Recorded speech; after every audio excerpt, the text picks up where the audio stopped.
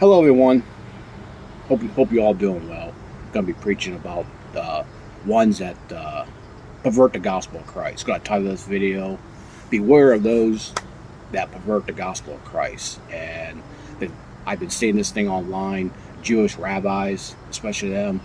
There's some online that really they're anti-missionaries, and they lead a lot of people to hell, a lot of lost souls to hell, like the forefathers, the Pharisees did, and Jesus accused them of that. You can read about that in Matthew. And also, just not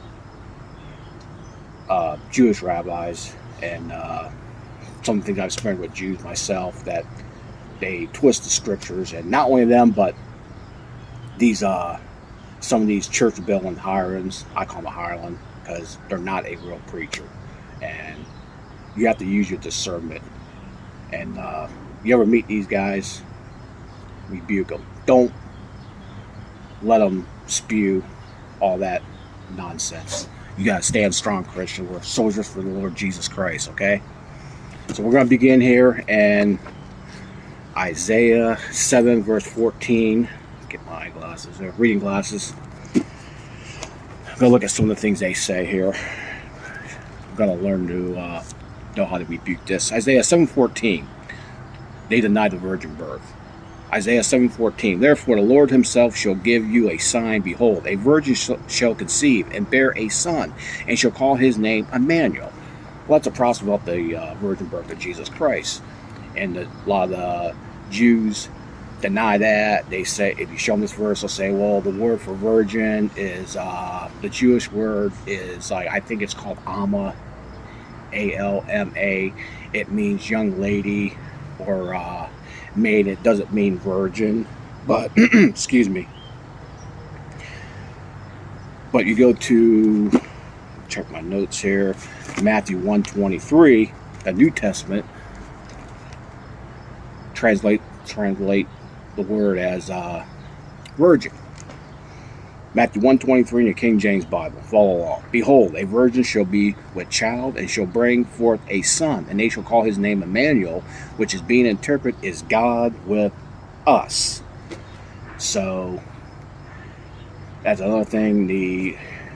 If you ever witness to a Jewish person, they'll say, well, a lot of them don't believe the New Testament. And also you got some of these church building hirelings that look down here, so my notes, the translators of the RSV follow the unsaved, Christ-rejecting Jewish rabbis and translate Alma, the Jewish word for that we were talking about, in Isaiah 7:14 as young woman. So I used to have a RSV Bible.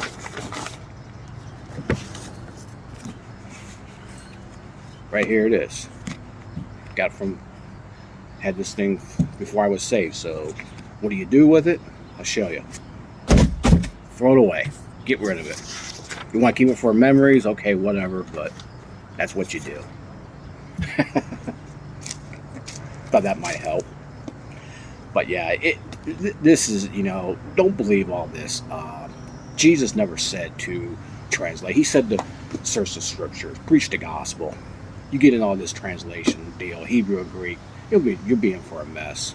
And even some of the highlands, these preachers that even they say they're King James only, they go, well, we'll go to the Greek and Hebrew and blah blah blah, whatever. Rebuke them sharply. Don't put up with these well, not to be mean, but these idiots. They don't know. They're blind. Most of them are unsaved. Can't understand the Bible, you're not saved. So go to Isaiah. I'm going to go to Isaiah 53. Another thing they say, a lot of these Christ-rejecting Jews, and I'm not anti-Jewish, so don't think I'm anti-Semite. I love the Jewish people. I pray for Israel, but most of them, the hard truth is most of them going to hell. So I say that in love. I mean, I want them to get saved. So, but in Isaiah 53, it talks about Jesus, the dying for sins, and that's another. And one of the things here I'm going to go over. Another point is a lot of the rabbis will say, well, it doesn't talk about, the Bible don't say anything about Jesus dying for sins, the Messiah dying for sins, and it doesn't say anything about him offering his soul for a sin and dying for the sins of many. So a lot of them go with that. And Messiah, and they don't believe in the deity of Jesus Christ. That's another thing. So they think Jesus would just be or the Messiah would just be this political figure, and he'll be anointed by God. But think about that. How is he gonna make peace in the Millennium Kingdom? The animals will be at peace with each other. The kids will be. You will walk up to a poisonous snake and won't do anything. I mean, how is Jesus gonna do all this? Well, they'll say anointed by God, but he is God. Well, look here, Isaiah 53:5 says, "But he was wounded for our transgression, he was bruised for our iniquities, the chastisement of our peace was upon him, and with his stripes we are healed." Who does that sound like? If you're Jewish and you listen to this, who does that sound like? An ordinary man? Use your head. Pray, ask God to show you.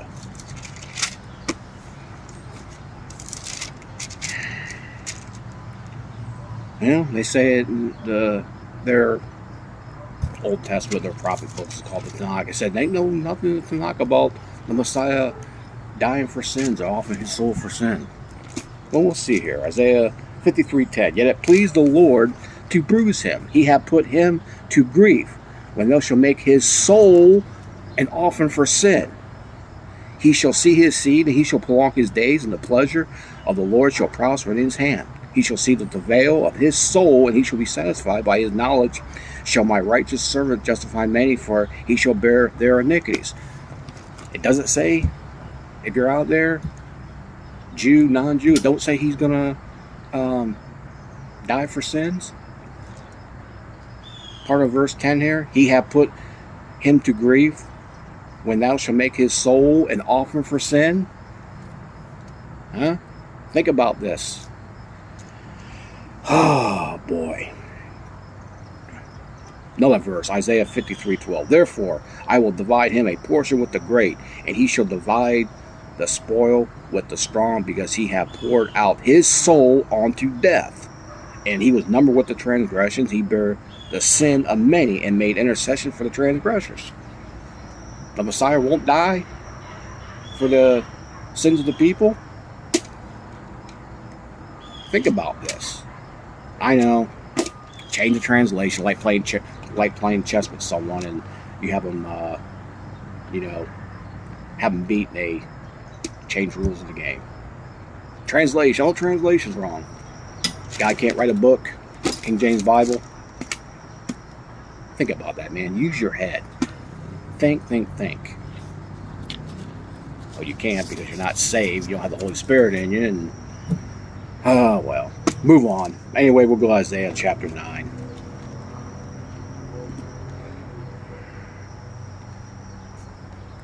Isaiah 9, another thing they say about the deity of Christ is that he's not God. They attack the deity. And then a lot of non-Jews do that too. Wicked devils. Like I said, you run into these people, rebuke them. Rebuke them sharply. Don't be afraid of them. Isaiah 9, verse 6 and 7. "For unto us a child is born, unto a son is given. The government shall be upon his shoulder, and his name shall be called Wonderful, Counselor, the Mighty God, the Everlasting Father, the Prince of Peace." Jesus is a God. Calls him the Mighty God, Everlasting Father, everlasting. Verse 7, "And the increase of his government the increase of his government and peace shall be no end upon the throne of David and upon his kingdom, and to order it and to establish it with judgment and with justice from henceforth ever and ever. The zeal of the Lord of hosts will perform this." Now, if you don't see Jesus in that, I mean, you need to get saved. The spiritual man, I said it once, I'll say it again, the spiritual man can't understand, or the unspiritual man can't understand the things of the spiritual man. It says that in 1 Corinthians chapter 2, 14 and 15, to read that. So, I'm not being anti-Jew. I know there's a lot of things going on with Israel, and people putting them down, being anti-Semitic. I'm not being anti-Semitic. I'm just being total real with, the Jewish people. If you're Jewish and watching this, don't be offended. A lot of you, I want you to be saved. Bible talks about this, about Jewish feebles and being deceptive.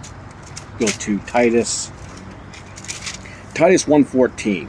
Not giving heed to Jewish feebles and commandments of men that turn from the truth. Jewish feebles and commandments of men. Right there it is. Christ rejecting Jews and these wicked, devilish preachers that all they want to do is get the money. Get people in there and get the money. I heard of one guy had an inside source that there's a Methodist church here in town. I'm not going to say which one it is, but years ago they were losing people, and the preacher had to take a pay cut. Instead of taking a pay cut, this hireling, this wicked devil, he cut the money to his missionaries to keep his money.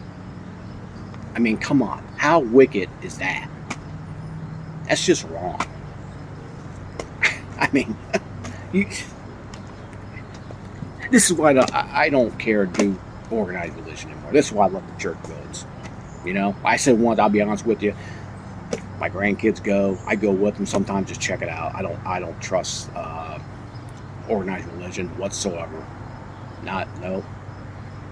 And Paul talks about this in Galatians chapter 1. So turn to Galatians 1 verses 6 and 7.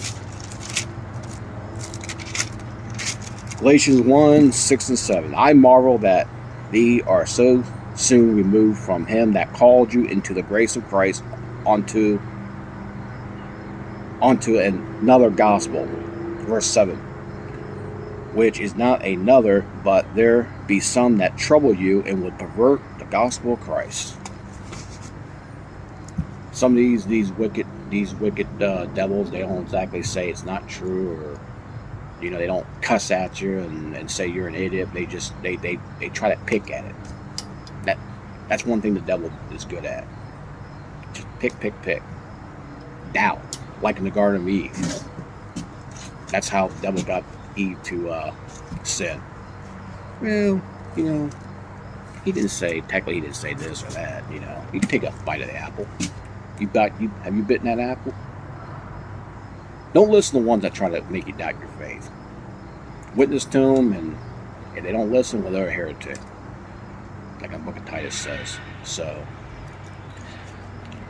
if you're out there, if you're not saved, please, you need to get saved. Christ died for sinners. The gospel is that Christ was buried and rose again the third day, according to the scriptures. Get saved, please. Don't wait. Thank you for watching.